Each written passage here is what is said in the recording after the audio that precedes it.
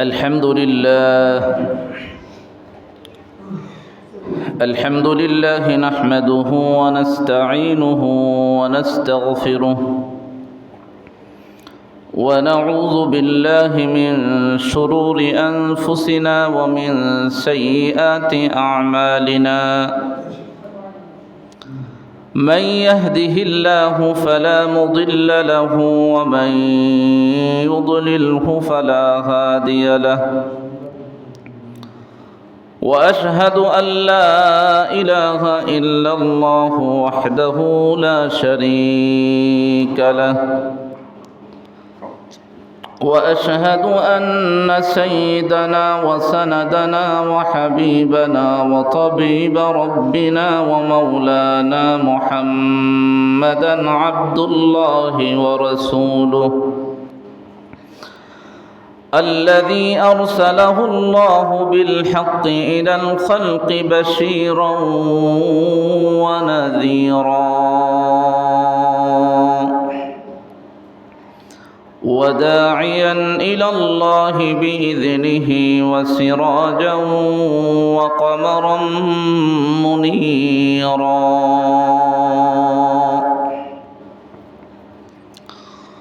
أما بعد فأعوذ بالله من الشيطان الرجيم بسم الله الرحمن الرحيم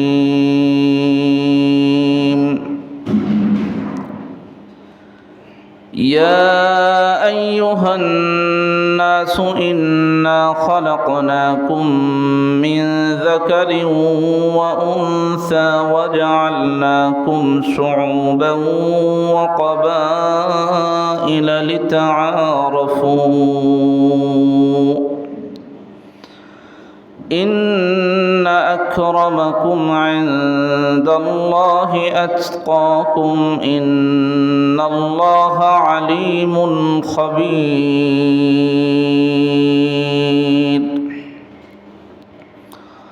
وعن أبي هريرة رضي الله تعالى عنه قال رسول الله صلى الله عليه وسلم إن الله لا ينظر إلى صوركم وأموالكم ولكن ينظر إلى قلوبكم وأعمالكم. صدق الله العلي العظيم وصدق رسوله النبي الأمي الكريم ونحن على ذلك لمن الشاهدين والشاكرين والحمد لله رب العالمين. قالوا سبحانك لا علم لنا إلا ما علمتنا إنك أنت العليم الحكيم. قالوا سبحانك لا علم لنا إلا ما علمتنا إنك أنت العليم الحكيم. اللهم صل على محمد وعلى آل محمد كما صليت على إبراهيم وعلى آل إبراهيم إنك حميد مجيد. اللهم بارك على محمد وعلى آل محمد كما باركت على إبراهيم وعلى آل إبراهيم إنك حميد مجيد. সম্মানিত উপস্থিতি, আমার প্রাণ প্রিয় শ্রদ্ধা ভাজন প্রিয় মুসল্লি ভাইরা, মহান রব্বে কারীমের দরবারে অসংখ্য অগণিত শুকর ও সুজুদ। যেই মহান মালিক রব্বুল আলামিন তিনি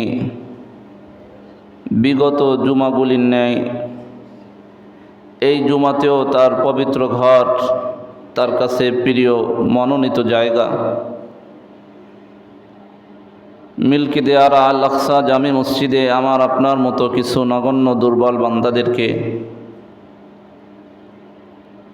তার খাঁটি বান্দাদের তালিকাভুক্ত করণার্থে আল্লাহ পাক রব্বুল আলামিন তার কাছে সবথেকে প্রিয় জায়গা, মনোনীত জায়গা, সেই জায়গায় আমাকে আপনাকে আসার, বসার এবং মালিকের কুদরতি কদমে সেজদা দেওয়ার সুযোগ করে দিয়েছেন, তৌফিক দান করেছেন। আমরা সেই রব্বে কারীমের দরবারে সকলে দিল থেকে জবান খুলে শুকরিয়া আদায় করি, বলি আলহামদুলিল্লাহ। শুকরিয়া আদায় করলে আল্লাহ পাক রব্বুল আলামিন বান্দার উপরে যে নেয়ামত আল্লাহ তাআলা দান করেছেন, এই নেয়ামতকে আল্লাহ আরও বেশি বৃদ্ধি করে দেন। বান্দার উপরে আল্লাহ তাআলা যে সমস্ত অনুগ্রহ রয়েছে, অনুগ্রহ হিসাবে কোনোটার থেকে কোনোটাই কম না। তবে আল্লাহর পক্ষ থেকে কোনো ভালো কাজের তৌফিক পাওয়া, কোনো ভালো কাজের সুযোগ আল্লাহ পাক রব্বুল আলামিন কোনো বান্দাকে করে দেন, তো এটা ওই বান্দার জন্য সব থেকে গুরুত্বপূর্ণ একটি নেয়ামত। এটাও যে বান্দা কোনো সৎ কাজের, ভালো কাজের তৌফিক পেয়ে যাবে। আর ওই ভালো কাজ করে যদি আল্লাহর কাছে শুকরিয়া আদায় করা যায়, আল্লাহ পাক রব্বুল আলামিন বলেন তিনি এই নেয়ামতকে আরও বৃদ্ধি করে দেন। নেয়ামতকে কি করেন? বৃদ্ধি করে দেন। আজকে আমরা বিশেষভাবে আদম সন্তান এই পৃথিবীতে যারা আছে, প্রতিটি মানুষের দৌড়ঝাঁপ, প্রতিটি মানুষের ইচ্ছা, আগ্রহ একটি সফলতার জীবনযাপন করা। প্রতিটি মানুষ চায় সফলভাবে জীবনযাপন করতে, প্রতিটি মানুষ চায় সফলতা অর্জন করতে। কিন্তু আমার আর আপনার প্রত্যেকের মনের চাহিদা, মনের আশা আর আকাঙ্ক্ষা যে আমরা প্রত্যেকেই সফল হব। সফল হওয়ার আশা আকাঙ্ক্ষা, সফল হওয়ার আগ্রহ, উদ্দীপনা কোনো ব্যক্তির অন্তরে নাই, এমন মানুষ খুঁজে পাওয়া যাবে না। প্রতিটা মানুষের জীবনে, প্রতিটি মানুষের অন্তরে সফলতার আগ্রহ, আকাঙ্ক্ষা চলমান, এবং প্রত্যেকটা মানুষ সবসময় তার সফলতার জন্য কাজ করে যায়। কিন্তু আসলে একজন বান্দা হিসাবে, একজন ঈমানদার হিসাবে প্রকৃত সফলতা কোনটি? আসল সফল কিভাবে হওয়া যাবে? কোন পথে হাঁটলে প্রকৃতপক্ষে সফলতা অর্জন করা যাবে? এটা আমাদের অনেকেরই অজানা। আমি যে কোরআনে কারিমার সূরা হুজরাতের যে একটি আয়াত তেলাওয়াত করেছি, আল্লাহ তাআলা বলতেছেন, দেখো, ইন্না খলাকনাকুম মিন যাকারি ওয়া উনসা, আমি কিন্তু তোমাদের সকলকে একজন পুরুষ এবং একজন নারী থেকে সৃষ্টি করেছি, এবং তোমাদের আলাদা আলাদা ভিন্ন ভিন্ন বংশে আমি তোমাদেরকে বিভক্ত করেছি, লিতাআরাফু, যাতে একে অপরের কাছে তোমরা পরিচিত হতে পারো। আল্লাহ তাআলা এরপরে এই আয়াতের মধ্যে এটা বলেন নাই যে বংশের মাধ্যমে একজন মানুষ সফলতা অর্জন করতে পারে, বা কোনো নেতৃত্ব বা ক্ষমতার মাধ্যমে কোনো মানুষ সফলতা অর্জন করতে পারে।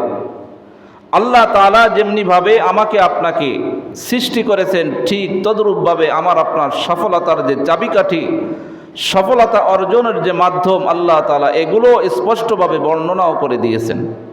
কিন্তু আমি আর আপনি সঠিক পথে না হাঁটার কারণে, সঠিক জিনিসটা আমি আর আপনি উপলব্ধি না করার কারণে আজকে আমার আপনার কাছে সফলতা আমি আর আপনি চাইলেও আমরা অনেকেই সফলতা অর্জন করতে পারি না।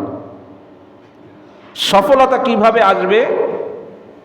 আজকে দুনিয়ার স্বাভাবিক রীতি অনুযায়ী যে যে কাজ করতে থাকে সে মনে করে আমি এই কাজের মাধ্যমেই আমি সফল হব। যে ব্যক্তি খেলাধুলা নিয়ে ব্যস্ত সে চায় খেলাধুলার মাধ্যমে সফলতা অর্জন করতে। যে ব্যক্তি ব্যবসা বাণিজ্য নিয়ে ব্যস্ত সে ব্যক্তি চায় ব্যবসা বাণিজ্যের মাধ্যমে সফলতা অর্জন করতে। যে ব্যক্তি রাজনীতি নিয়ে ব্যস্ত সে ব্যক্তিও চায় রাজনীতির মাধ্যমে সফলতা অর্জন করতে। কিন্তু প্রকৃত সফলতা কোনটা? গত জুমায় আমি বলেছিলাম একজন মানুষের আসলে একজন ইমানদার একজন মুমিনের প্রকৃত সফলতা হলো মালিকের সন্তুষ্ট। মালিক যার প্রতি সন্তুষ্ট থাকবে এটাই হলো একজন মুমিনের সব থেকে বড় সফলতা। এর থেকে বড় আর কোনো সফলতা হতে পারে না। কারণ আমরা জানি সকলে যখন ইমানদাররা জান্নাতে চলে যাবেন, জান্নাতীরা জান্নাতে যাওয়ার পরে জাহান্নামীরা জাহান্নামে যাওয়ার পরে হিসাব নিকাশ যখন কমপ্লিট হয়ে যাবে তখন আল্লাহ পাক রব্বুল আলামিন জান্নাতবাসীদেরকে লক্ষ্য করে বলবে যে আমি যে ওয়াদা তোমাদের জন্য করেছিলাম, যে আমার নেয়ামত তোমরা যে ভোগ করেছো, আর কোনো চাওয়া পাওয়া তোমাদের আমার কাছে আছে কিনা? আমার আর কোনো নেয়ামত তোমাদের উপর বাকি আছে কিনা? তখন জান্নাতীরা বলতে থাকবে না না, আমাদের আর কোনো নেয়ামত আপনার কাছে বাকি নাই। কারণ আমরা সামান্য কিছুদিন দুনিয়ায় থেকেছি, হয়তো 50-60 বছর ইবাদত বন্দেগী করেছি, আর আপনি আমাদেরকে তো জান্নাতে হাজার হাজার বছর ধরে আপনি আমাদেরকে লালন পালন করতেছেন, চিরসুখের জান্নাত আপনি আমাদেরকে দিয়েছেন, আমাদের উপরে আর কোনো নেয়ামত হয়তো আমাদের বাকি নাই। আল্লাহ পাক রব্বুল আলামিন বলবেন, ও আমার বান্দারা দেখো, যে নেয়ামত এখনো বাকি আছে সেই নেয়ামতটাও আমি তোমাদের উপরে পরিপূর্ণ করে দিলাম। আজ থেকে তোমরা শুনে রাখো, ও আমার জান্নাতি বান্দারা, আমি মালিক রব্বুল আলামিন তোমাদের উপর সন্তুষ্ট হয়ে গেলাম। আর এটা এমন সন্তুষ্ট যে আমি মালিক আর জিন্দেগিতে তোমাদের উপরে রাগ হব না, গুসা হব না। এইটা আমার পক্ষ থেকে তোমাদের জন্য সব থেকে বড় একটি নেয়ামত যে আমি মালিক তোমাদের উপরে সন্তুষ্ট। তাহলে মালিকের সন্তুষ্ট এটাতে বান্দার জন্য কত বড় সফলতা, এর থেকে আর বড় সফলতা হতে পারে না। আজকে দেখেন সমাজের যে অবস্থা চলতেছে, প্রতিটি মানুষ আজকে বিভিন্নভাবে সফলতা অর্জন করতে চাচ্ছে, নিজেকে ইমানদার দাবি করতেছে, আবার প্রত্যেকে নানানভাবে সফল হতে চাচ্ছে। কিন্তু আসলে আমরা যে ইমানদার মুমিন হিসাবে আল্লাহ পাক রব্বুল আলামিন আমার আপনার জন্য যে পথে সফলতা রেখেছেন, ওই পথে যদি আমি আর আপনি না হাঁটি না চলি, জিন্দেগিতেও সফলতা অর্জন করা যাবে না। আজকে কেউ মনে করতেছে যে আমি মনে হয় একজন চেয়ারম্যান, একজন মেম্বার, একজন এমপি, একজন মন্ত্রী, প্রধানমন্ত্রী হইলেই মনে হয় আমি সফল। না না, একজন প্রধানমন্ত্রী হইল একজন মানুষ সফলতা অর্জন করতে পারে না।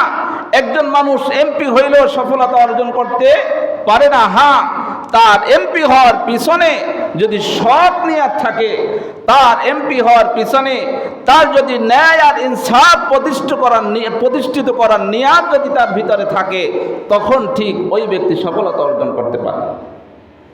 এমপি হয়েও সফল হওয়া যায়, একজন প্রধানমন্ত্রী হয়েও সফল হওয়া যায়, যার অসংখ্য দৃষ্টান্ত ইতিহাসের মধ্যে পাওয়া যায়, হাদিসের মধ্যে পাওয়া যায়, কোরআনের মধ্যে যার অসংখ্য নজির পাওয়া যায়।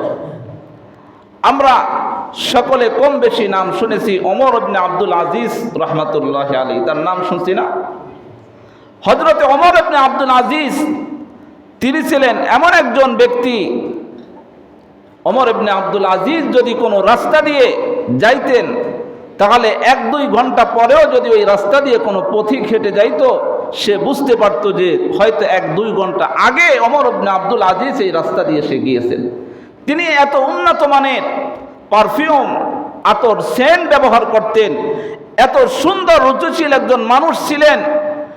ওই ব্যক্তিটা তিনি যখন প্রধানমন্ত্রী হয়ে গেলেন, মুসলমানদের খলিফা নিযুক্ত হলেন, সমস্ত মুসলমানদের খলিফা নিযুক্ত হওয়ার পরে একদিন তার স্ত্রী দেখতেছে ওমর ইবনে আব্দুল আজিজ রহমতুল্লাহ আলাইহি জায়নামাজে বসে কান্না করতেছেন। কিসে বসে? জায়নামাজে বসে কান্নাকাটি করতেছেন। ওমর ইবনে আব্দুল আজিজ রহমতুল্লাহ আলাইহির স্ত্রী দেখেন আমার স্বামী তো তিনি সমস্ত মুসলমানদের বাদশাহ, সমস্ত মুসলমানদের খলিফা, সুতরাং তার কোন কষ্টের কারণে তিনি কান্নাকাটি করতেছেন। স্ত্রী অবাক হয়ে জিজ্ঞাসা করলেন, স্বামী আমি তো জানি আপনি মুসলমানদের খলিফা, আল্লাহ পাক রব্বুল আলামিন আপনাকে এত বড় দায়িত্ব দিয়েছেন, এত বড় ক্ষমতা, এত বড় পাওয়ার আল্লাহ তাআলা আপনাকে দিয়েছেন। আপনার ইনসাফের কথা, আপনি কত বড় ইনসাফগার, আপনার ইনসাফের কথা আল্লাহ পাক রব্বুল আলামিন তার জমিনে আপনি যে ইনসাফ প্রতিষ্ঠিত করেছেন সেই ইনসাফের কথা সমস্ত মানুষ জানে। ওমর ইবনে আব্দুল আজিজ কত বড় ইনসাফগার বাদশা, সুতরাং কোন কষ্টে কোন দুঃখে আপনি কান্নাকাটি করেন। ওমর ইবনে আব্দুল আজিজ রহমতুল্লাহ আলাইহি তার স্ত্রীর কথায় বললেন, আমার কলিজার টুকরা স্ত্রী ফাতেমা, শুনে রাখো, তুমি তো জানো সমস্ত মানুষের দায়ভার আমি ওমরের ঘাড়ের উপরে আল্লাহ পাক রব্বুল আলামিন দিয়েছেন।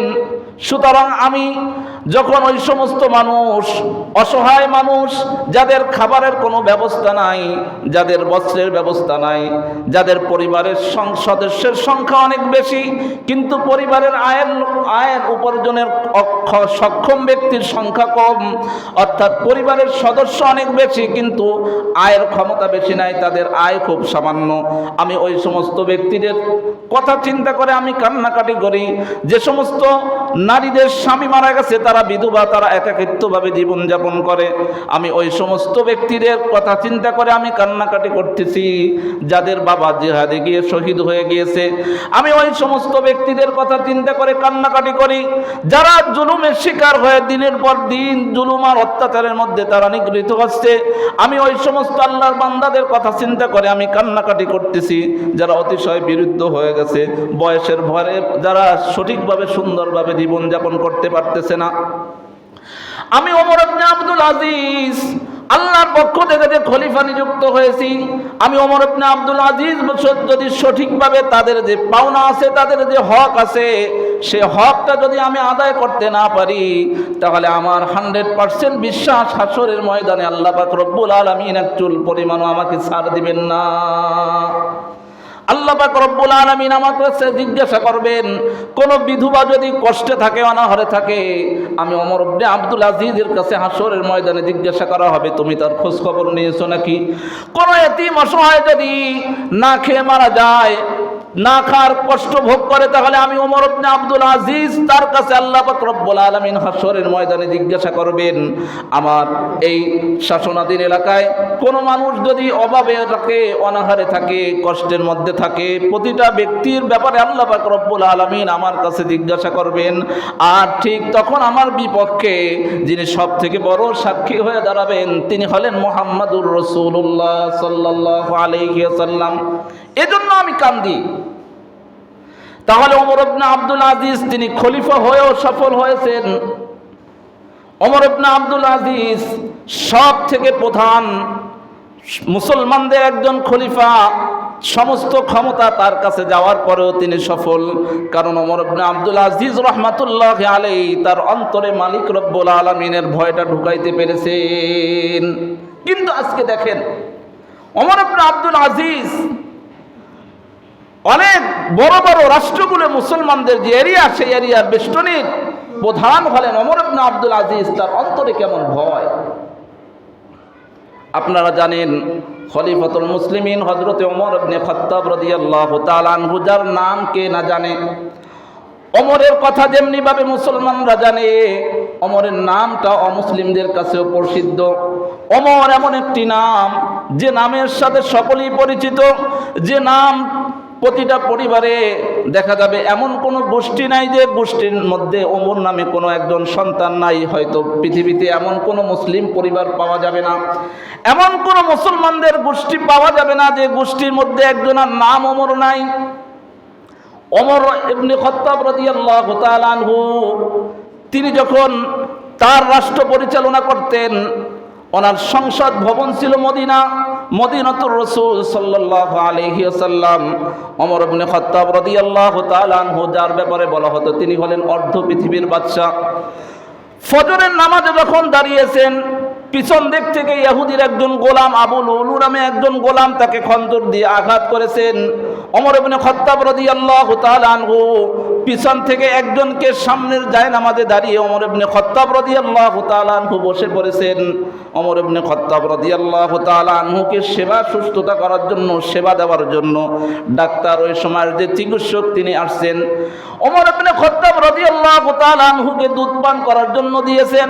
যখন ওমর ইবনে খাত্তাব রাদিয়াল্লাহু তাআলা আনহু দুধ পান করেন, অপর দিক দিয়ে পেটের নিচ থেকে যখন দুধ এভাবে বের হয়ে যায়, ওমর ইবনে খাত্তাব রাদিয়াল্লাহু তাআলা আনহু ডাক্তার তখন বললেন, খলিফাতুল মুসলিমিন, আমি নিশ্চিত হয়ে গেছি হয়তো আপনি আর এই পৃথিবীতে বাঁচবেন না, সুতরাং আপনার যদি কোনো ওসিয়াত থাকে সেটা আপনি সেই ওসিয়াত আপনি করে যেতে পারেন। কাকে বলতেছে? ওমর ইবনে খাত্তাবকে, যে আপনার যে অবস্থা, এই পরিস্থিতিতে আপনার বাঁচার আর কোনো সম্ভাবনা নাই, সুতরাং আপনার যদি কোনো ওসিয়াত থাকে তাহলে আপনি কি করে যেতে পারেন? ওসিয়াত করে যেতে পারেন। এমন কোন সজ্ঞান ব্যক্তিকে যদি কোনো ডাক্তার এমন কথা বলেন তো দুনিয়ার সপ্তন্যাসী যে সমস্ত এমপি মন্ত্রী যারা আছে, বলেন তো তারা থাকলে কি করত? বলতো যে আমার সন্তানকে আমার পরবর্তীতে তোমরা নেতা হিসাবে মেনে নিবা, আমার এই সমস্ত যা আছে এইগুলো সব আমার, এইগুলো তোমাদের কোনো কিছু না। কারণ আজকে যারা ক্ষমতার লোভের যারা রাজনীতি করে আর যারা ন্যায় আর ইনসাফের রাজনীতি করে, এই দুইজন ব্যক্তিকে কখনো সমান। ওসমান হাদি, আল্লাহ পাক রব্বুল আলামিন যাকে নিয়ে গেছেন, আল্লাহ পাক রব্বুল আলামিন তাকে শাহাদাতের মর্যাদা আল্লাহ তাআলা দান করুক, জান্নাতের উচ্চ মাকাম জান্নাতুল ফিরদাউস আল্লাহ তাআলা আমার ভাই ওসমান হাদিকে আল্লাহ তাআলা নসিব করুক। ওসমান হাদির নির্বাচন রাজনীতি করা আর দুনিয়ার অন্য যে সমস্ত রাজনীতি, তাদের রাজনীতি করা কি সমান? আমার ভাইটা রাজনীতি করেছেন ন্যায় আর ইনসাফ প্রতিষ্ঠিত করার জন্য, আর আমাদের সমাজে যারা রাজনীতিবিদ তারা রাজনীতি করে কিসের জন্য? জুলুম আর অত্যাচারের পথ বেছে নেওয়ার জন্য তারা রাজনীতি করে। আমার কথা হয়তো অনেকের বুঝতে কষ্ট হয়। আজকে দেখবেন আমার ভাই শহীদ কেন, আমার ভাই ওসমান হাদি তাকে কেন শহীদ হতে হলো? তার পরিবারে কোনো অভাব ছিল? শুধুমাত্র তার ভিতরে একটা জিনিস ছিল দেশপ্রেম, দেশকে ভালোবাসত, দেশের সার্বভৌমত্ব রক্ষার জন্য সর্বদা আন্দোলন সংগ্রাম করে গেছেন। সুতরাং যারা দেশকে ভালোবাসে না, যারা দেশকে মহাব্বত করে না, তাকেও তো তারা ভালোবাসবে না। কই একজন নেতার পেটে ব্যথা হইলে তো 4-5 জন ফোন করে বলা হয়ে যায়, হুজুর নেতার নামে দোয়া কইরেন। আরে আমার ভাই বাংলাদেশের একজন সব থেকে বীর শ্রেষ্ঠ যিনি উপাধি পেতে পারেন, ওসমান হাদি শাহাদাত বরণ করেছে। কই কোন নেতা তো আমাকে ফোন করে এখনো বলে নাই যে হুজুর ওসমানের জন্য একটু দোয়া কইরেন। কেউ তো বলে না। অথচ নেতার পেট ব্যথা হইলে, নেতার পরিবারের কিছু হইলে অনেকে 4-5 জন কেউ দৌড়াইতে দৌড়াইতে আসে, হাঁপাই যায় যে হুজুর একটু দোয়া কইরেন। কই ওসমানের ব্যাপারে তো কেউ আমাকে বললো না দোয়া করতে। কারণ ওসমানের সাথে আমাদের আত্মার সম্পর্ক, কারণ আমার ভাই ওসমান যা চেয়েছে আমরা সেটা চাই। আমরা চাই আমাদের এই দেশকে ভারতের সেই শৃঙ্খলাবদ্ধ থেকে আমরা স্বাধীন হতে। আমরা চাই আমাদের দেশের সার্বভৌমত্ব নিয়ে আমরা স্বাধীনভাবে এই দেশে বসবাস করতে। আমার ভাই ওসমান যেটা চেয়েছেন আমরা সেটা চাই। এজন্য আমার ভাই ওসমান শহীদ হয়েছে, তার জন্য দোয়া করার কথা তোমাদের বলা লাগবে না। এই দোয়াটা আমাদের অন্তরের থেকে আসে। আমরা প্রতিটা ওক্তে ওক্তে আমার ভাই শহীদ ওসমান হাদির জন্য আমরা দোয়া করব। আল্লাহ পাক রব্বুল আলামিন, সকলে বলেন আল্লাহ পাক রব্বুল আলামিন যেন তাকে জান্নাতের উঁচু মাকাম জান্নাতুল ফিরদাউস আল্লাহ তাআলা যেন নসিব করেন। আমিন। আজকে কিসের রাজনীতি করি আমরা? ও যুবকরা, আল্লাহ পাক রব্বুল আলামিন তোমাদের যে তৌফিক দিয়েছিল, গোলামের জিনজির থেকে তোমরা স্বাধীন হয়েছিলা, মুক্ত হয়েছিলা, কিছু যুবকদের রক্তের বিনিময় তোমরা কেন আবার আরেক গোলামের জিনজির কেন তোমরা পড়তে যাচ্ছ? এখন এক গোলামের জিনজির থেকে আল্লাহ পাক রব্বুল আলামিন তোমাদের মুক্ত করেছে, এখন দেখতেছি তোমরা আরেক গোলামের জিনজির পড়ার জন্য তোমরা তাদের পিছনে দৌড়াচ্ছ। শুনে রাখো, জিন্দেগিতে তোমরা তাদেরকে যতই কিছু ভাবো না কেন, তারা তোমাদেরকে গোলাম ছাড়া আর কোনো কিছু ভাবে না। তারা তোমাদেরকে গোলামই মনে করে। এজন্য জিন্দেগি তুমি যে নেতার পিছনে ঘোরো, আরে তোমার নেতা কি তোমাকে একদিন এক ওয়াক্ত নামাজ পড়ার কথা বলেছে? কথা বলো না। তাহলে সেই নেতার পিছনে কিসের জন্য ঘোরো? অনেকে ভাবে নেতায় দুইটা কোরআনের আয়াত তেলাওয়াত করলে, অনেকে ভাবে আমার নেতা মনে হয় ইসলাম সম্পর্কে অনেক কিছু জানে। আরে বেটা, তোর নেতার চাইতে ওই যে আরেকজন খাইরুল দেওয়ান নামে একজন ব্যক্তি আছে, দেখবেন সবাই তাকে পাগল বলে, অথচ আমি দেখলাম বাংলাদেশের বড় বড় রাজনীতিবিদ তাদের কোরআন তেলাওয়াতের চাইতে ওই খাইরুল, ওই পাগল ছেলেটার তেলাওয়াত অনেক শুদ্ধ, অনেক শুদ্ধ। এজন্য দুই চারটা কোরআনের আয়াত তেলাওয়াত করে তোমাদেরকে আকর্ষণ, তোমাদেরকে ডাকতে চায়। সুতরাং এই জালে আর পা দেওয়া যাবে না। আল্লাহ তাআলা যে গোলামের জিনজির থেকে তোমাদেরকে মুক্ত করেছে, খবরদার আর কারো কাছে ধরা দিয়ে সেই গোলামের জিনজির আবার তোমরা গলায় পড়ো না। আজকে আমার ভাই উসমান শরীফ, উসমান হাদি, আল্লাহ পাক রব্বুল আলামিনের ডাকে সাড়া দিয়ে চলে গেছেন, কিন্তু আমার আর আপনার সামনে লম্বা ইতিহাস রেখে গেছেন। তার চেতনাকে আমার আপনার সামনে রেখে গেছেন যে জীবন চলে যাইতে পারে, কিন্তু কোনো গোলামের জিনজির আমরা গলায় পড়তে পারি না। ওসমান হাদি তার কবিতার মধ্যে বলেছেন যে তোমরা আমার হাত খেয়ে ফেলো, তোমরা আমার পা খেয়ে ফেলো, খবরদার তোমরা আমার মাথাটা খেও না। তাহলে আমার মাথা যদি খেয়ে ফেলো তাহলে তো আমি তোমাদের দাস হয়ে যাব।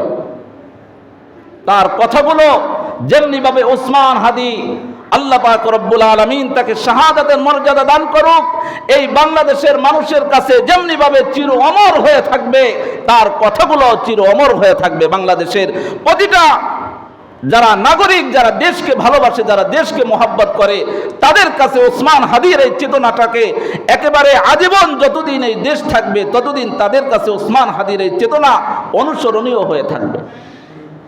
আজকে আমার ভাই শহীদ হয়ে গেলেন কিসের জন্য? ন্যায় আর ইনসাফের পক্ষে থাকার কারণে। কিসের জন্য বলেন? ন্যায় আর ইনসাফের পক্ষে থাকার জন্য আমার ভাই আজকে শাহাদাত বরণ করেছেন।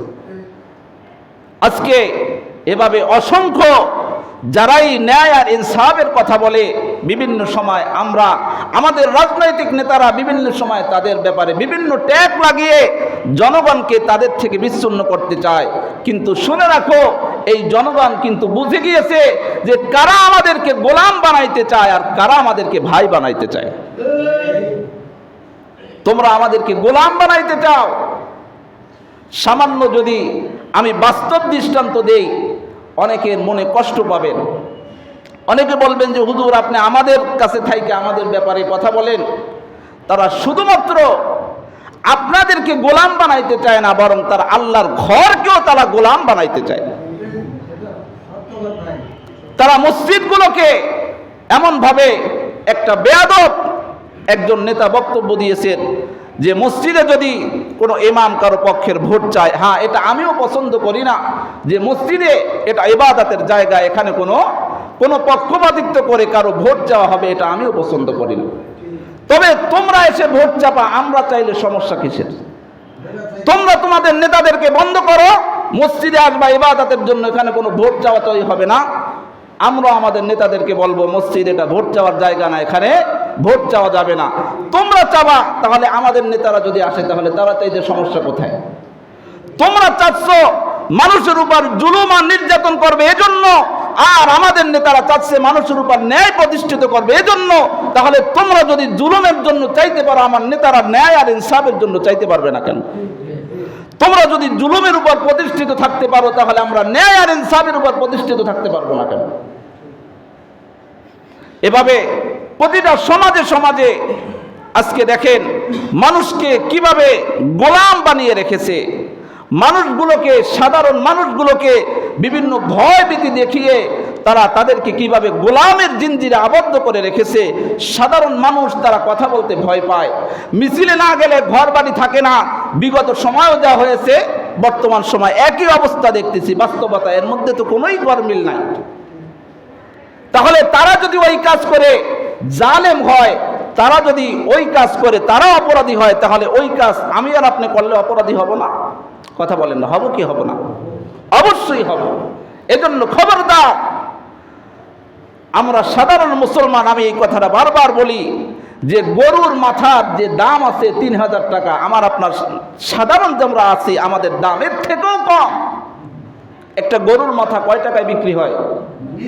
সব থেকে ছোট গরু হইলে 3000, আর যদি গরু বড় হয়, কথা বলেন না, কিন্তু আমার আপনার মাথার দাম হলো 200-500 টাকা। এক কাপ চা খাইলে কি করি আমরা? সঠিক ন্যায়ের থেকে আমরা সরে গিয়ে অন্যায়ের যারা আছে তাদের পক্ষ আমরা অবলম্বন করি কি করি না বলেন? এজন্য নিজের আত্মমর্যাদা, নিজের দেশ মান সম্মান, এটা আমরা কেউ বিক্রি করব না। টাকার কাছে কখনো কোনো একজন ব্যক্তি টাকার কাছে বিক্রি হতে পারে না। আমরা আমাদের বড়দের থেকে শিখেছি। শামসুল হক ফরিদপুরি রহমতুল্লাহ আলাইহি, সদর শাহ হুজুর যাকে এক নামে চিনতেন, যখন এই পূর্ব পাকিস্তান পশ্চিম পাকিস্তান যখন একসঙ্গে ছিল, তখন আইয়ুব খান শামসুল হক ফরিদপুরি রহমতুল্লাহ আলাইহিকে বলেছিলেন যে হুজুর, আপনি জন্ম নিয়ন্ত্রণের পক্ষে একটা ফতোয়া দেন, এই ব্যাপারে আপনার কত টাকা লাগে, আমরা রাষ্ট্রের পক্ষ থেকে সেটা আপনাকে দিব। শামসুল হক ফরিদপুরি ওই আইয়ুব খানের সামনে টেবিলে থাবা দিয়ে বলেছিলেন, আইয়ুব খান শুনে রাখেন, গরু ছাগল টাকায় বিক্রি হয়, শামসুল হক টাকায় বিক্রি হয় না। এভাবে প্রত্যেকটা আমরা যারা ইমানদার, আমরা যারা মুমিন, যারা আমাদেরকে কিনতে চায় তাদেরকে স্পষ্ট বলে দেব, শুনে রাখো, গরু ছাগল টাকায় বিক্রি হয়, মানুষ কখনো টাকায় বিক্রি হতে পারে না। এই যে টাকায় বিক্রি হওয়ার সিজন তো সামনে আসতেছে, রাতারাতি 200-500 টাকা খেয়ে আরেকজনকে ভোট দিয়ে দিবেন। এই ধরনের টাকা খেয়ে ভোট দেওয়ার অভ্যাস আমাদের আছে কি নাই? অবশ্যই নির্বাচনে যে প্রার্থী আছে আমার অবশ্যই দেখতে হবে যার মাধ্যমে ন্যায় আর ইনসাফ প্রতিষ্ঠিত হবে তাকে দিতে হবে, সেটা যে দলের হোক না কেন। যার মধ্যে যিনি নীতিবান, যার মাধ্যমে ন্যায় আর ইনসাফ প্রতিষ্ঠিত হবে, মানুষের উপর যিনি জুলুম করবেন না, আমরা সমর্থন কাকে করব? তাকেই করব যিনি মানুষের প্রতি কি করবেন না, জুলুম করবেন না। এখন আপনার কাছে যে জালেম বিবেচিত হবে, তাকেও যদি আপনি টাকা খেয়ে ভোট দেন, তাহলে আপনিও তো আর এক জালেম, আপনিও আর এক জালেম কিনা বলেন? তাহলে আমি যে কথাটা বলেছিলাম যে একজন প্রধানমন্ত্রী হইলেও সে সফলতা অর্জন করতে পারে, তার মধ্যে যদি কি থাকে? ন্যায় নীতি থাকে, আল্লাহর ভয় যদি তাদের অন্তরে থাকে। এজন্য খবরদার, আমার ভাই উসমান হাদির যে চেতনা, এটা যেন আমরা ভুলে না যাই। আমার ভাই উসমান হাদি, আল্লাহ পাক রব্বুল আলামিন তাকে শাহাদাতের মর্যাদা দান করুক। আমার ভাই চলে গেলেন, কিন্তু তার এই চেতনাকে যে ন্যায় আর ইনসাফ প্রতিষ্ঠিত করা, আমরা কারো গোলামের জিনজির আমরা আবদ্ধ হব না, কারো গোলামের শিকল আমরা গলায় পরিধান করব না, এই প্রতিজ্ঞা নিয়ে আমাদের আপনাদের এই দেশে বাঁচতে হবে, এই দেশে বসবাস করতে হবে। যেই ঘটনাটা আমি আপনাদের সামনে উদ্ধৃতি দিয়েছিলাম, যে ঘটনাটা বলতে চেয়েছিলাম, ওমর ইবনে খাত্তাব রাদিয়াল্লাহু তাআলা আনহু, যিনি হলেন অর্ধ পৃথিবীর বাদশা, ডাক্তার এসে বলতেছে আপনার জীবন শেষ, আপনি এখন চাইলে কিছু, আপনার যদি কিছু থাকে আপনি কি করে যেতে পারেন? ওসিয়াত করে যেতে পারেন। ওমর ইবনে খাত্তাব রাদিয়াল্লাহু তাআলা আনহুকে যখন বললেন আপনার জীবনের যে শেষ ইচ্ছাটা আপনি চাইলে আপনার ওসিয়াত করে সন্তানদেরকে বলে যেতে পারেন, ওমর ইবনে খাত্তাব রাদিয়াল্লাহু তাআলা আনহুর সন্তানদেরকে ডাকলেন, ডেকে সর্বপ্রথম বললেন, যাও তোমরা আল্লাহ রসুলের বিশিষ্ট সাহাবী হযরতে হুযায়ফা রাদিয়াল্লাহু তাআলা আনহুকে আমার কাছে ডেকে নিয়ে এসো।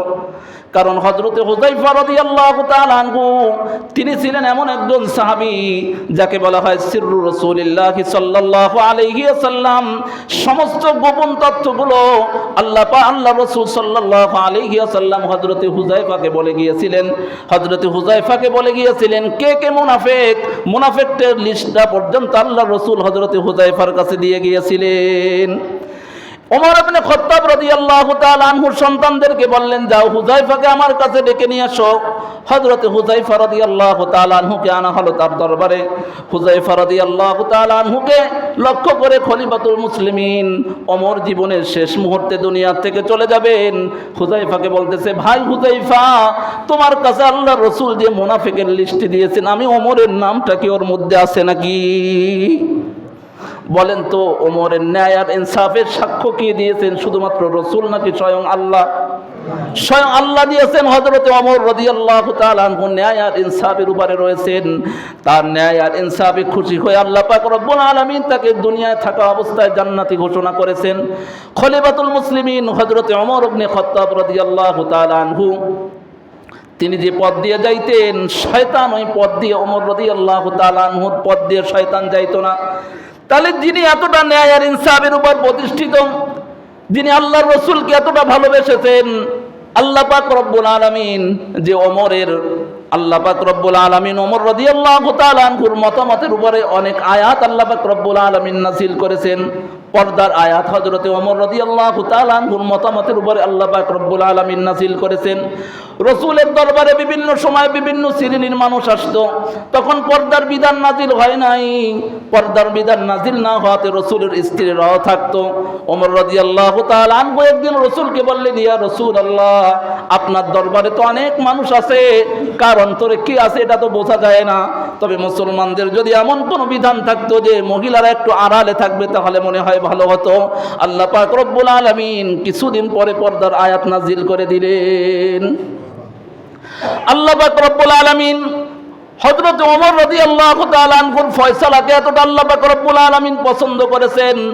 বদরের যুদ্ধে যখন 70 জন কাফেররা বন্দী হয়েছে, আল্লাহ পাক রব্বুল আলামিন তার রাসূল সাল্লাল্লাহু আলাইহি ওয়াসাল্লাম সাহাবীদের কাছ থেকে যে সমস্ত পরামর্শ নিয়েছেন, আল্লাহ পাক রব্বুল আলামিন তার হাবিবকে জানিয়ে দিয়েছেন, আমার হাবিব সবথেকে ওমরের ফয়সালাটা আমি মালিকের কাছে বেশি পছন্দনীয় ছিল। আল্লাহ রসুল সাল্লাল্লাহু আলাইহি ওয়াসাল্লাম একটা মুনাফিকের জানাজায় যাবেন। হযরত ওমর রাদিয়াল্লাহু তাআলা আনহু বললেন, ইয়া রাসূলুল্লাহ, আপনি যাইতে পারবেন না। নবীজি সাল্লাল্লাহু আলাইহি ওয়াসাল্লামকে বললেন, আপনি যাইতে পারবেন না জানাজায়। নবীজি সাল্লাল্লাহু আলাইহি ওয়াসাল্লাম রওনা হলেন। ওমর রাদিয়াল্লাহু তাআলা আনহু পিছন থেকে জামাটা টেনে ধরলেন। আল্লাহ রাসূল সাল্লাল্লাহু আলাইহি ওয়াসাল্লাম সেখানে উপস্থিত হলেন। আল্লাহ তাআলা কোরআনের আয়াত নাজিল করে জানিয়ে দিলেন, ইস্তাগফির লাহুম আও লা তাস্তাগফির লাহুম ইন তাস্তাগফির লাহুম 70 মাররাতান ফালা ইয়াগফিরুল্লাহু লাহুম। ও আমার হাবিব, আপনি যে মুনাফিকের জানাজায় এসেছেন, শুনে রাখেন, আপনি একবার নয়, আপনি যদি এই মুনাফিকদের পক্ষে আমার কাছে 70 বারও তওবা করেন, ইস্তিগফার করেন, ক্ষমা চান, আমি মালিক রব্বুল আলামিন এই মুনাফিকদেরকে ক্ষমা করব না। আল্লাহ রাসূল সাল্লাল্লাহু আলাইহি ওয়াসাল্লামকে বলা হলো, আপনি তাদের জানাজা পড়বেন না, আপনি তাদের কবরের পাশেও পর্যন্ত দাঁড়াবেন না।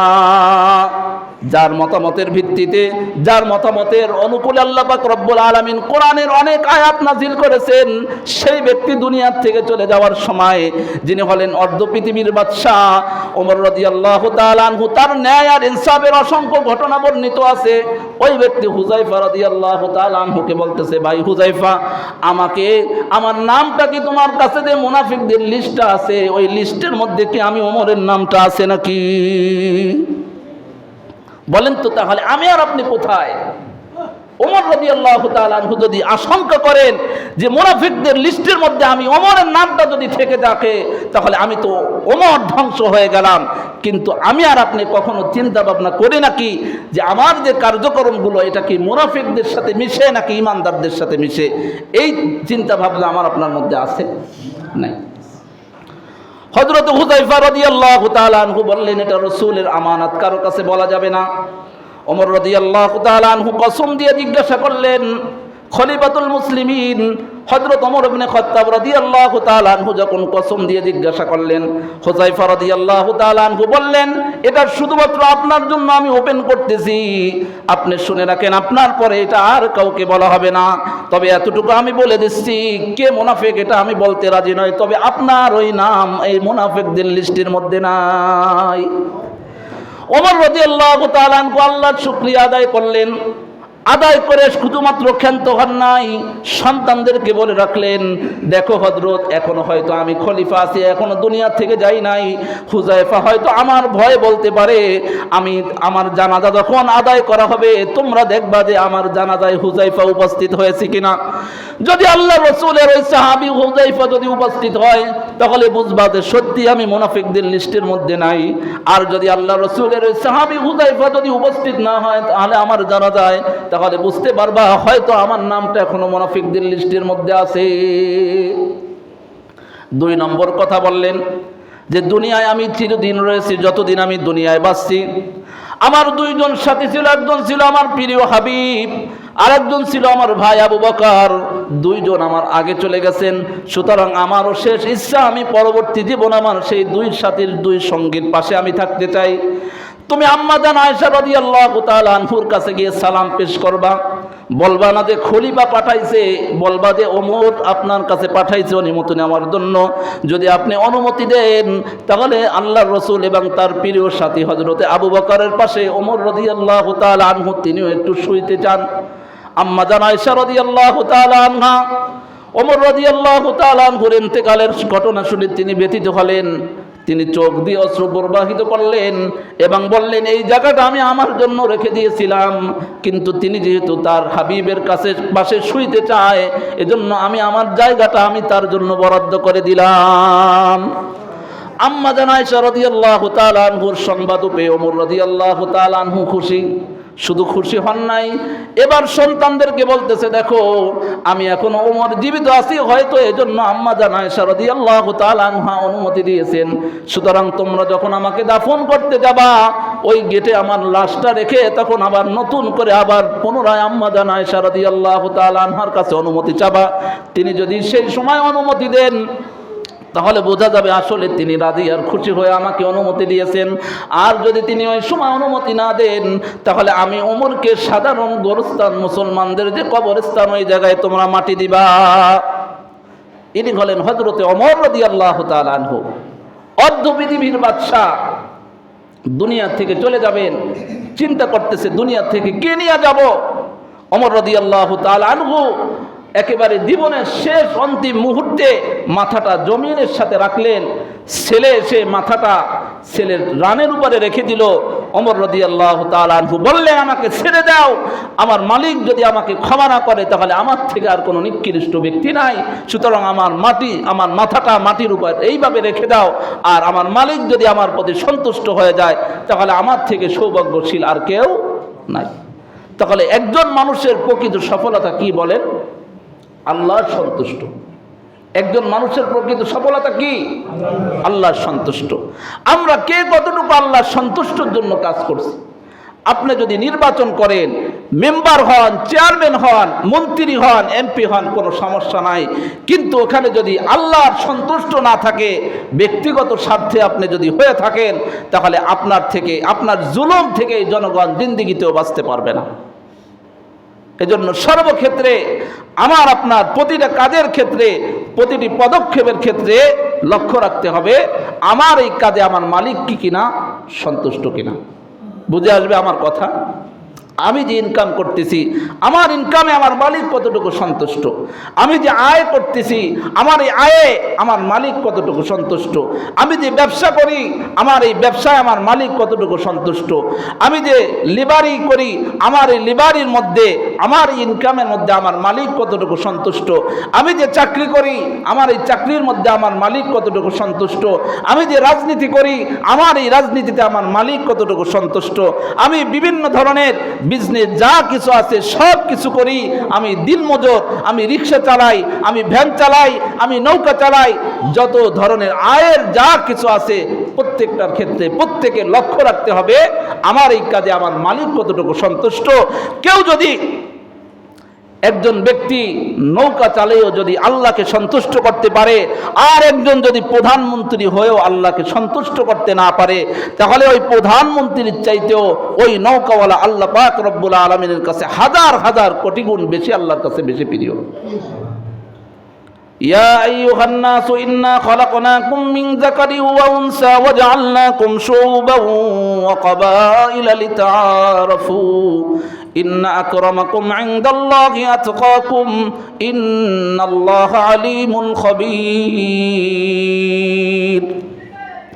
আল্লাহ তাআলা এজন্য কোরআনে কারীমের মধ্যে বলেছেন, আমি তোমাদেরকে সৃষ্টি করেছি একজন পুরুষ এবং একজন নারীর থেকে আমি তোমাদেরকে সৃষ্টি করেছি।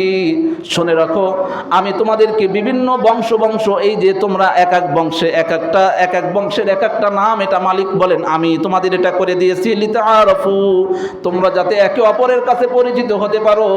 তবে এর কোনোটাই আমার কাছে প্রিয় হওয়ার মানদণ্ড নয়। আমার কাছে কোন বংশ, চৌধুরী বংশ বা শেখ বংশ বা কোনো বংশ হইলে আমার কাছে প্রিয় হওয়া যাবে না। এমনকি যদি সাইয়েদ বংশেরও হয় তারপরেও আমার কাছে প্রিয় হওয়া যাবে না। তুমি কোন দেশের এর কারণে আল্লাহর কাছে প্রিয় হওয়া যাবে না। তুমি কি বাংলাদেশের নাকি তুমি মদিনার, এই দেশ বিবেচনায় আল্লাহর কাছে প্রিয় হওয়ার কোনো সুযোগ নাই। আল্লাহ তাআলা বলতেছেন, ইন্না আকরামাকুম ইনদাল্লাহি আতকাকুম। তুমি মদিনায় থাইকেও রাসূলকে দেখার পরেও যদি আল্লাহর ভয় তোমার মধ্যে না থাকে, আরেকজন ব্যক্তি রাসূলকে দেখে নাই তারপরেও তার অন্তরে আল্লাহর ভয় আছে, আল্লাহ পাক রব্বুল আলামিন বলেন যার অন্তরে আমার ভয় আছে ওই ব্যক্তিটাই আমার কাছে সবথেকে প্রিয়। এজন্য রাসূলকে আবু জাহাল দেখে নাই, কথা বলেন না। রাসূলকে আবু জাহাল দেখছে কি দেখে নাই? তাহলে আবু জাহাল কি শ্রেষ্ঠ না নিকৃষ্ট? কিসের জন্য? আবু জাহালের অন্তরে সেই আল্লাহর ভয় ছিল না, রাসূলের মহব্বত ছিল না, এজন্য আবু জাহাল নিকৃষ্ট। কিন্তু বেলালে হাবশি তিনি রাসূলকে দেখেছেন, তিনি কোন লিডার নয়। বেলালে হাবশি রাদিয়াল্লাহু তাআলা আনহুর চেহারাটা এমন কুৎসিত ছিলেন, এখনো তো বোঝা যায় হাবশার যে সমস্ত মানুষ আছে আফ্রিকার, তাদের চেহারার কোনো সাইজ আছে বলেন, কথা বলেন না, তাদের চেহারার কোনো সৌন্দর্য আছে? তাহলে বেলালে হাবশি তো ওই বংশের মানুষ, তার চেহারাটা কেমন ছিল? কিন্তু বেলালে হাবশি কি আল্লাহর কাছে প্রিয় নাকি অপ্রিয়? কতটা প্রিয়? বেলালে হাবশির নাম যতদিন এই পৃথিবীতে সূর্য উদিত হবে, যতদিন এই পৃথিবীতে চন্দ্র আলো দিবে, যতদিন এই পৃথিবীতে বাতাস প্রবাহিত হবে, হযরতে বেলাল রাদিয়াল্লাহু তাআলা আনহুর নাম শোনার সাথে সাথে প্রতিটা মুমিন মুসলমান বলে উঠবে রাদিয়াল্লাহু আনহু ওয়া রাদুআন। আল্লাহর কাছে বেলাল প্রিয়, আল্লাহর প্রতি বেলাল সন্তুষ্ট, বেলালের প্রতি আল্লাহ সন্তুষ্ট। এজন্য যতদিন এই পৃথিবী বাকি থাকবে, যতদিন পর্যন্ত আমার আপনার শ্বাস নিঃশ্বাস জারি থাকবে, বেলাল রাদিয়াল্লাহু তাআলা আনহুর নাম নীতি আমার আপনার অন্তর থেকে একটা ভক্তি শ্রদ্ধা আসবে কি আসবে না? কথা বলেন না। কিন্তু আবু জাহেলের নাম নিলে ভক্তি শ্রদ্ধা আসবে? কথা বলেন না কেন? কারণ তারা রাসূলকে সরাসরি দেখেছে কিন্তু রাসূলকে মানে নাই, আল্লাহর ভয় তাদের অন্তরে আসে নাই। এভাবে যুগে যুগে প্রতিটা শ্রেণী যত বড়ই নেতা হোক বা লিডার হোক, যদি তার অন্তরে আল্লাহর ভয় না থাকে তার থেকে নিকৃষ্ট আর কেউ। এই যে মাত্র 1.5 বছর আগে আপনাদের দেশের যে প্রধানমন্ত্রী ছিল, কত পাওয়ার ছিল তার, কত ক্ষমতা তার ছিল। আজকে যারা বড় বড় নেতা 1.5 বছর আগে তারা সব ছিল বিড়াল, তারা সব ছিল কি বিড়াল, কথা বলতে পারে নাই কেউ। কথা যতটুকু বলেছি আমরা বলেছি, এটা কেউ অস্বীকার করতে পারবে? কথা বলেন না। আজকে যারা বড় বড় লেকচার দেয়, কোথায় ছিল এরা? খাসার মধ্যে বিড়ালের মতো ছিল। কারণ এরা যদি সহযোগিতা না করতো তাহলে শেখ হাসিনা অত বড় জালেম হতে পারতো না। এই যে সাধারণ জনগণ মনে করে আমরা কিছু করি নাই, আরে বেটা ও জালেম হওয়ার পিছনে তুইও দায়। কারণ তুই তো ওই একটা ওয়ার্ড থেকে ভোট কেটে তারপরে তুই তাকে প্রধানমন্ত্রী বানাইছিস, তুই দায়ী না? মানে অবশ্যই তুই দায়ী। এভাবে আরো যারা জুলুম আর নির্যাতন করতে চায়, আপনি মনে করবেন যে তারা দায়ী, এমপি হওয়ার পর জুলুম করতেছে সে দায়ী, আমরা দায়ী না। অবশ্যই আপনিও দায়ী। কেন? আপনি তাকে ভোট দিয়ে বানিয়েছেন। সাধারণ জনগণ যদি কারো জুলুমের পিছনে কেউ কোনো সহযোগিতা করে, আমার ভোটে যদি কেউ এমপি হয়ে নির্বাচিত হয়ে চেয়ারম্যান হয়ে মেম্বার হয়ে জনগণের উপরে জুলুম আর নির্যাতন করে, জন্য আমিও দায়ী, আপনিও দায়ী। কারণ সাধারণ মানুষ তারা যদি একজন জালেমকে সহযোগিতা না করে তাহলে এই জালেমরা এত বড় জালেম হওয়ার কোনো সুযোগ পায় না। আজকে কি করে? তারা আমাদের গলা চেপে ধরতে চায়, তারা আমাদের উপরে ঘোষণা দেয় ইমামদেরকে বান্ধে থো। আরে বেটা, যে জবান দিয়ে বলেছিস ইমামদেরকে বান্ধে থবি, শুনে রাখ তোর এই জবান আল্লাহ পাক রব্বুল আলামিন দুনিয়ায় থাকা অবস্থায় বন্ধ করে দিবে। তোর এই জবানের উপরে গজব পড়বে। আর যদি কোনো দলের সমর্থক হয়ে থাকে, তারা যদি এই ব্যাপারে সঠিক ব্যবস্থা না নেয়, আল্লাহ তাআলা যেন তাদের উপরে আল্লাহ তাআলা গজব নাযিল করে। আজকে আলেমদেরকে নিয়ে এতদিন শুনছি যে আওয়ামী লীগের সময় তারা মাইক কেড়ে নিয়েছে, এখনো তো বিভিন্ন স্টেজ থেকে মাইক কেড়ে নেওয়া হচ্ছে। কারা করতেছে এগুলো? আওয়ামী লীগ তো চলে গেছে, তাদের তো এখন কোনো ক্ষমতা নাই। তারা নতুন রূপে নতুন সাজে তারা শুধুমাত্র পোশাক চেঞ্জ করছে। আগে যে পোশাক ছিল, এতদিন এক পোশাকে ছিল, এখন নতুন পোশাকে তারা আবির্ভাব হয়েছে। হ্যাঁ, কেউ যদি হয় যে এতদিন আমি ভুল করেছি, তওবা ইস্তেগফার করে সে নতুনভাবে আল্লাহর দ্বীনের পথে ফিরে আসে, তাদের ব্যাপারে আমাদের কোনো অভিযোগ নাই। লা তাসরিবা আলাইকুমুল ইয়াউম, বরং সে যদি নিরাপত্তাহীনতায় ভোগে আমাদের কাছে আসলে আমরা আমাদের জীবন দিয়ে তাদের নিরাপত্তার ব্যবস্থা আমরা করে দেব ইনশাআল্লাহ। কিন্তু কেউ যদি পোশাক চেঞ্জ করে নতুনভাবে আবার নতুন সাজে নতুন করে জালেম হিসাবে তারা যদি আবার আমাদের সামনে উপস্থাপিত হতে চায়, আমরা ওই জালেমের হাত ভেঙে দিতে সামান্য পরিমাণ দ্বিধাবোধ আমরা করব না। আমরা বিগত 17 বছর আমরা গুহায় পালাই থাকি নাই। আমরা কথা বলেছি, এত সুপার পাওয়ার যিনি আমেরিকাও গণতেন না, ওলামা একরাম তাদের ব্যাপারে কথা বলছি কি বলে নাই?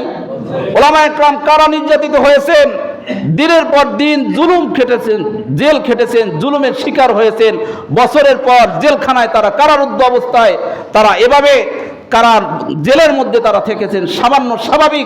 স্বাভাবিক কয়েদির যে সুযোগ সুবিধা আলেমদেরকে সেটাও দেওয়া হয় নাই। খালেদ সাইফুল্লাহ আইয়ুবী তার মতো একজন সুন্দর একজন ব্যক্তিকে টানা হেঁচড়ার কারণে তার হাতটা পর্যন্ত ভেঙে গিয়েছে। আল্লামা মামুনুল হক দামাত বরকাতুহুম তাকে সব থেকে বড় সন্ত্রাসীর আবির্ভাবে সাজে সাধারণ জনগণের সামনে পেশ করেছে, কিন্তু জনগণ এটা বুঝছে কি বুঝে নাই? কথা বলেন না। যারা জেলখানায় ছিল তারা দেশে আছে কি নাই? আর যাদেরকে জেলখানা আবদ্ধ করেছিল তারা কোথায়? যারা পালাইছে আর যারা আছে তারা জেলখানায়, তারা কোথায় আছে? এজন্য কেউ যদি ভালো হয়ে যায় তার ব্যাপারে আমাদের কোনো বক্তব্য নাই, অভিযোগও নাই, কিন্তু নতুন সাজে নতুন আঙ্গিকে কেউ আবার নতুন জালেম হওয়ার চেষ্টা কেউ করেন না। যে কোনো ধরনের জুলুমের প্রতিহত করার জন্য আমরা আমাদের এই জীবনকে আমরা বাজি রেখেছি। আমার ভাই ওসমান হাদি শহীদ হয়ে আল্লাহর দরবারে চলে গেছেন, কিন্তু বাতিলের সামনে কোনো জালেমের সামনে মাথা নত করে নাই। আমরা আমাদের সেই ভাইয়ের চেতনাকে সামনে রেখে শুনে রাখেন, আমরাও নতুন কোনো জালেমের সামনে মাথা নত আমরা করব না। এজন্য যেই সামান্য ক্ষমতার এসে বিভিন্ন ধরনের অনেক কথা মনে আসে, কিন্তু অনেকটা বলা যায় না, আমার ব্যক্তি সম্পৃক্ত, এজন্য অনেকে বিভিন্ন সময় বিভিন্ন দিকে নিবেন। তা না হলে আমি বলতাম যে অনেকে বিভিন্নভাবে নতুনভাবে জালেম হতে চায়, কেউ মসজিদকে তাদের গোলাম বানাইতে চায়। আমি আবারও বলতেছি, এই যে আমাদের আল আকসা মসজিদ, এটা স্বাধীন মসজিদ, এটা কোনো মসজিদের আন্ডারে কোনো মসজিদ নয়। এই আল আকসা মসজিদ এটা কি কোনো পরাধীন কারো আন্ডারের মসজিদ নাকি এটা স্বাধীন একটা মসজিদ? হয়তো কমিটিতে যারা আছে তারা দুর্বল, কিন্তু আল্লাহর ঘর মসজিদ কিন্তু দুর্বল নয়। শুনে রাখেন, যারা এই মসজিদকে পরাধীন বানাইতে যান, কোন মসজিদের আন্ডারে বানাইতে নিতে চান, এটা সাধারণ জনগণ আল্লাহ পাক রব্বুল আলামিনও সেই সুযোগ আপনাদেরকে দিবে না। আপনারা ইতিহাস ভুলে গেছেন, এত বড় বড় হেডাম এক একজনের, অথচ করোনার সময় আমাদের মসজিদ থেকে ধার করে নিয়ে তারপর আপনাদের ইমাম মুয়াজ্জিনদের বেতন পরিশোধ করতে হয়েছে। এত বড় হেডাম আপনাদের। এই আল আকসা মসজিদ, যারা এত বড় হেডামি দেখায়, আল আকসা মসজিদ থেকে টাকা ধার নিয়ে তারা তাদের ইমাম মুয়াজ্জিনদের বেতন পরিশোধ করেছে। আপনারা মনে করেন যে হুজুর এই কথাগুলো না বললেও হতো, এই কথাগুলো বলতে আমরা বাধ্য। আজকে আমার কমিটি দুর্বল, তাদের প্রতি আমার সামান্য পরিমাণ কোনো অভিযোগ নাই, কারণ তাদের সেই পাওয়ার বা ক্ষমতা নাই। কিন্তু যারা তাদের উপরে খবরদারি করে, অবশ্যই তাদের ব্যাপারে আমার কথা আছে। এই মসজিদকে কেন তোমরা পরাধীন বানাইতে চাও? তোমরা সামান্য ক্ষমতায় আসো না, এই জন্য একটা মসজিদকে পরাধীন বানাবা, আর ক্ষমতায় আসলে কি করবা? তো মসজিদ তো ভেঙে ঘুরে তোমরা উড়াই দেবা। এই মসজিদ সাধারণভাবে প্রত্যেকটা মসজিদ আমরা যারা আছি, আমরা কোনো পরাধীন নয়, আমরা আমাদের মসজিদও স্বাধীন, আমরা মুসাল্লিও কি স্বাধীন। নাকি আপনারা পরাধীন হবেন কারো? কথা বলেন না। স্বাধীন থাকবেন নাকি পরাধীন হবেন? স্বাধীন থাকতে হবে। মসজিদও স্বাধীন, আমরা যারা মুসাল্লি আমরাও স্বাধীন, আমরা কারো পরাধীন হব না। যে যত বড়ই খবরদারি করুক না কেন, কেউ যদি নিজ ইচ্ছায় কারো পরাধীন হতে চায় সে হবে, আমার কোনো আপত্তি নাই। এজন্য আমি বারবার বলি, আমার কথা আমার মসজিদ কমিটি আপনারা কষ্ট পাবেন না, কারণ আপনাদের প্রতি আমার সামান্য পরিমাণ কোনো রাগ বা ক্ষোভ এটা নাই। কারণ আমি আপনাদের অবস্থা সচক্ষে দেখতেছি, জানি যে আপনাদের সেই ক্ষমতা বা পাওয়ার নাই। কিন্তু আপনাদের উপরে যারা খবরদারি করে, আমি হয়তো এখানে থাকবো না, আমার এই কথার কারণে হয়তো তারা চাপ সৃষ্টি করবে যে হুজুরকে চলে যেতে হবে, চলে যাব, কোনো সমস্যা নাই। কিন্তু আমার এই কথাগুলো এই মিল্কি দেয়ার আকাশে বাতাসে কিয়ামত পর্যন্ত এই কথাগুলো ভাসতে থাকবে। আর এই জনগণের কানে, যাদের কানে কথাগুলো পৌঁছে গিয়েছে, এই কথাগুলো তারা কিয়ামত পর্যন্ত স্মরণ করতে থাকবে যে হুজুর চলে গেছেন, কিন্তু হুজুর তাদের সঙ্গে কখনো আপোষ করে যান নাই। আমার ভাই উসমান হাদি তিনি জাতীয় পর্যায়ে একজন নেতা, আমরা অত বড় নেতা হই নাই, কিন্তু এলাকা ভিত্তিকভাবে এলাকার পর্যায়েও এইভাবে নতুন করে বিভিন্নভাবে যারা জুলুম করতে চায়, কেউ যদি স্বাধীন একটা মসজিদকে পরাধীন বানাইতে চায়, তারাও কি ভালো মানুষ নাকি? তারাও এক প্রকারের জালেম। কথা বলেন না, তারাও এক প্রকারের জালেম কিনা? তাহলে তাদের সাথে আমরা কি তাদের পরাধীন হয়ে যাব? আমরা আমাদের স্বাধীনতা নিয়ে থাকবো, আমাদের মসজিদেরও একটা সার্বভৌমত্ব যে স্বাধীনতা আছে সেটা নিয়ে আমরা থাকবো, কারো পরাধীন হতে আমরা যাব না। কারণ আমি তো দেখেছি লম্বা ইতিহাস, এই মসজিদের কে ভালো চায় আর কে মন্দ চায়, এটা আমার 8 বছরে এটা আমার অনেক অভিজ্ঞতা হয়েছে। বিভিন্ন জায়গায় বিভিন্ন মজলিসে যাওয়ার কারণে তাদের কথাবার্তায় বুঝে আসছে এটা কোনো মসজিদ নয়, এটা সামান্য একটা পাঞ্জাখানার মতো। এজন্য তারা যদি এই মসজিদের খবরদারি করতে আসে, তাহলে বোঝা যায় তাদের উদ্দেশ্য ভালো নয়। তাদের উদ্দেশ্য কি নয়? ভালো নয়। এজন্য সর্বক্ষেত্রে এই এলাকা ভিত্তিক থেকে শুরু করে একেবারে রাষ্ট্র পর্যন্ত যে কোনো জুলুমের মোকাবেলা করতে আপনারা রাজি আছেন কিনা? আবার আমার এই কথাগুলো তাদের সামনে গিয়ে আমি তো কোনো গোপনে বলি নাই, ক্যামেরাও রেকর্ডিং হচ্ছে। কিছু শ্রেণী আছে ওই আব্দুল্লাহ ইবনে সুলুলের মতো আমার এই কথাগুলো গিয়ে রং চড়ায় তাদের কাছে আবার উল্টা পাল্টা ভাবে বানোয়াটভাবে বলবে। যে আব্দুল্লাহ ইবনে সুলুলের মতো মুনাফিক হইতে চান সে হয়ে আমার কোনো আপত্তি নাই। আপনার হাসর নাসর যেন আব্দুল্লাহ ইবনে সুলুলের সাথে হাসরের ময়দানে হয়, এই দোয়াটা আল্লাহর কাছে করি। কারণ আল্লাহ রসুলের একজন সাহাবী, ছোট্ট একটা ঘটনা বলে আমার আলোচনা শেষ করি।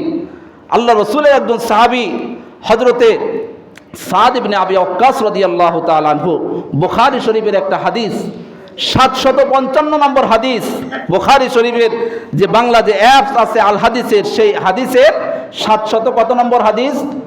55 নম্বর হাদিস। ওই হাদিসের মধ্যে একটা ঘটনা নিয়ে আসছে। সাদ ইবনে আবি ওয়াক্কাস রাদিয়াল্লাহু তাআলা আনহু তাকে কুফার ইমাম বানায় পাঠাইছেন হযরতে ওমর ইবনে খাত্তাব রাদিয়াল্লাহু তাআলা আনহু। কোথায় পাঠাইছেন?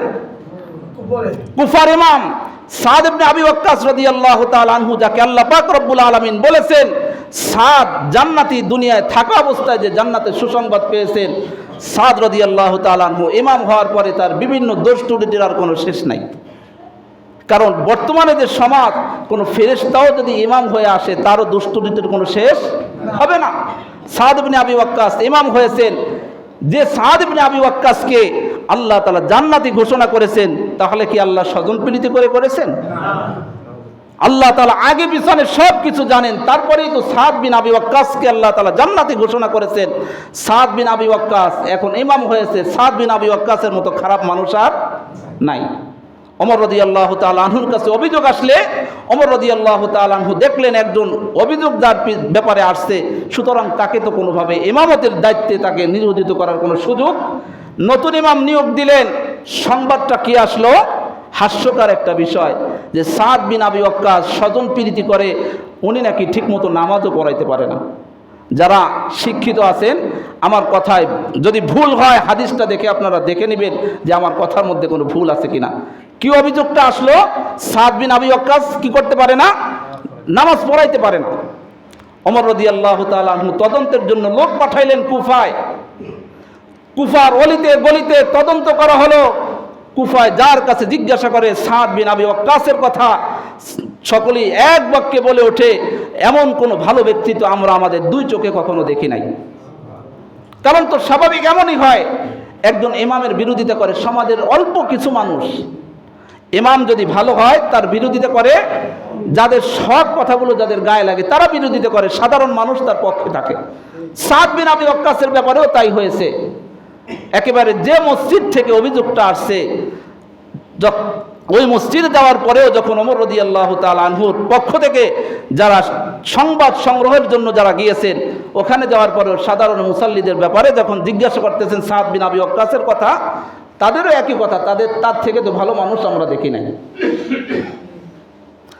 এখন কসম দিয়ে বলতেছে, দেখেন আল্লাহর কসম দিয়ে বলতেছি, তার ব্যাপারে আপনাদের এই মসজিদ থেকে একটা অভিযোগ আসছে, এটা যদি যথাযথ সত্য হয়ে থাকে সেটা আপনাদের বলতে হবে। তখন অভিযুক্ত ব্যক্তি দাঁড়িয়ে বললেন, যখন কসম দিয়ে বলেছেন তাহলে সত্যিটা বলে দিতে হয়। সত্য কি বললেন? সাদ বিন আবি ওয়াক্কাস স্বজন প্রীতি করে, ঠিকমতো নামাজ পড়াইতে পারে না, এই সেই বিভিন্ন ধরনের অভিযোগ। অথচ সাদ বিন আবি ওয়াক্কাস ওমর ইবনে খাত্তাব রাদিয়াল্লাহু তাআলা আনহুর কাছে বললেন, ও খলিফাতুল মুসলিমিন, আমি আমার হাবিব জনাবে মুহাম্মদুর রাসূলুল্লাহ থেকে যেভাবে নামাজ শিক্ষা করেছি, আমি সেইভাবে ইমামতি করি, সেইভাবে আমি লোকদেরকে নামাজ শিক্ষা দেই। তখন সাদ বিন আবি ওয়াক্কাস রাদিয়াল্লাহু তাআলা আনহু তখন ওই ব্যক্তির জন্য 3টা দোয়া করলেন। কয়টা দোয়া? 3টা দোয়া। সুতরাং যারা অনাকাঙ্ক্ষিতভাবে ইচ্ছাকৃতভাবে কোনো ইমামকে অসম্মান করার জন্য যারা বিভিন্নভাবে ইমামদের পিছনে লাগে, যদি আমার পিছনে লাগে তাহলে তাদের ব্যাপারে আমারও সেই 3টা দোয়া। কোন 3টা দোয়া? যেটা সাদ বিন আবি ওয়াক্কাস রাদিয়াল্লাহু তাআলা আনহু করেছেন। কে করেছেন বলেন? বিশিষ্ট সাহাবী, জান্নাতি সাহাবী সাদ বিন আবি ওয়াক্কাস যে 3টা দোয়া করেছেন, যারা একেবারে শুধুমাত্র আমি সঠিক কথা বলার কারণে, কেউ যদি আমার ব্যক্তিগত কোনো আচরণে আক্রোশে আমার প্রতি ক্ষুব্ধ হন, এজন্য আমি দুঃখিত, এজন্য আমি আপনাদের কাছে ক্ষমা প্রার্থী। তবে আমি যদি সঠিক কথা বলার কারণে কেউ যদি আমার প্রতি ক্ষিপ্ত থাকেন, তাদের ব্যাপারেও আমার 3টা দোয়া। কয়টা দোয়া? এই দোয়া কে করেছেন? সাদ বিন আবি ওয়াক্কাস রাদিয়াল্লাহু তাআলা আনহু। 1 নম্বর দোয়া করেছেন, আল্লাহ তুমি তাদের হায়াতকে বৃদ্ধি করে দাও, তার হায়াতকে কি করে দাও? বৃদ্ধি করে দাও। 2 নম্বর দোয়া করেছেন, আল্লাহ তুমি তার ঘাড়ের উপরে অভাবের বোঝা চাপিয়ে দাও। কিসের বোঝা? অভাবের বোঝা। 3 নম্বরে, আল্লাহ তুমি তাকে লাঞ্ছিত অপমানিত জীবনযাপন আল্লাহ তাআলা তুমি তাকে দান করো। কয়টা দোয়া করেছেন? কে দোয়া করেছেন? সাদ বিন আবি ওয়াক্কাস। এটা সমস্ত ইমামদের দোয়া, যারা ইচ্ছাকৃতভাবে হক কথা বলার কারণে যারা ইমামদের পিছনে লাগেন, শুনে রাখেন এই 3টা দোয়া আপনাদের জন্য। কারণ সাদ বিন আবি ওয়াক্কাস ওরই ধারাবাহিকতায় আমরা কি করি? ইমামতি করি। ওই ব্যক্তি যখন শেষ বয়সে উপনীত হলেন, তখন রাস্তাঘাটে হাঁটতেন আর ভিক্ষা করতেন, আর মানুষের সাথে খারাপ আচরণ করত, মানুষ তাকে গালমন্দ করত, মহিলারা রাস্তা দিয়ে গেলে তাদেরকে খোঁচা মারত, এভাবে মহিলারা বিভিন্ন ভাষায় তাকে অকথ্য ভাষায় গালমন্দ করত। আর তখন সে বলতো, দেখো এটা আমার কোনো দোষ না, কারণ সাদ বিন আবি ওয়াক্কাসের সেই দোয়াটা আমার উপরে আল্লাহ পাক রব্বুল আলামিন কার্যকর করেছেন। এজন্য যারা আমার এই কথাকে বিভিন্ন রং ছড়ায়, যে যার ব্যাপারে বলি নাই তার কাছে গিয়ে বললেন যে নেতাজি আজকে তো ইমাম সাহেব আপনার এই কথাই বলছে, আপনাকে লক্ষ্য করেই বলছে, এছাড়া আর কাউকে বলে নাই, সাথে 2-5 কথা মিলায় এমন স্বভাবের মানুষ আছে কি নাই? কথা বলেন। অবশ্যই আছে। যদি না থাকতো তাহলে সমাজে এত ফিতনা কিসের জন্য তৈরি হয়? ফিতনা এত কিসের জন্য সৃষ্টি হয়? এজন্যই তো সৃষ্টি হয়। এজন্য খবরদার, আমরা যারা আছি, আমরা কেউ ইমামের শত্রুতা করার জন্য আসি নাই, বা কোনো ইমাম কোনো মুসাল্লির শত্রু হওয়ার জন্য আসে নাই। তবে আমার কথা হলো, আল্লাহর ঘর স্বাধীন, এই স্বাধীন ঘরকে আমি কারো পরাধীনতা করতে আমি দিব না, যতদিন আমি এই মসজিদে থাকবো। যতদিন আমি এই মসজিদে থাকবো, যত বড়ই পাওয়ারফুল হোক না কেন, যদি আল্লাহর এই ঘরকে কেউ পরাধীন বানাইতে চায়, আপনারা গোটা এলাকাবাসী কেউ যদি কথা নাও বলেন, আমি একা তাদের বিরুদ্ধে আমি কথা বলবো, যতদিন পর্যন্ত আমি আপনাদের এই মসজিদে আমি থাকবো। আর যখন থাকবো না, তখন তো আমার আর কোনো দায়িত্ব থাকবে না। এজন্য যারা দায়িত্বে আছেন, আমি আপনাদেরকেও বলি, আপনাদের মনোবল হারানোর কোনো সুযোগ নাই। আপনারা সঠিকের উপরে থাকেন, হকের উপরে থাকেন, আল্লাহর ঘরের যে স্বাধীনতা আছে এটা রক্ষা করার চেষ্টা আপনি করেন। আপনার কোনো ভয় নাই, কেউ আপনাকে বিভিন্নভাবে হেনস্থা করার কোনো সুযোগ পাবে না। আল্লাহ পাক রব্বুল আলামিন আপনাদের সকলকে এবং আমাদের সকলকে আল্লাহ পাক রব্বুল আলামিন হকের উপরে থাকার তৌফিক দান করুক। আমিন। ওয়া আখিরু দাওয়ানা আলহামদুলিল্লাহি রাব্বিল আলামিন।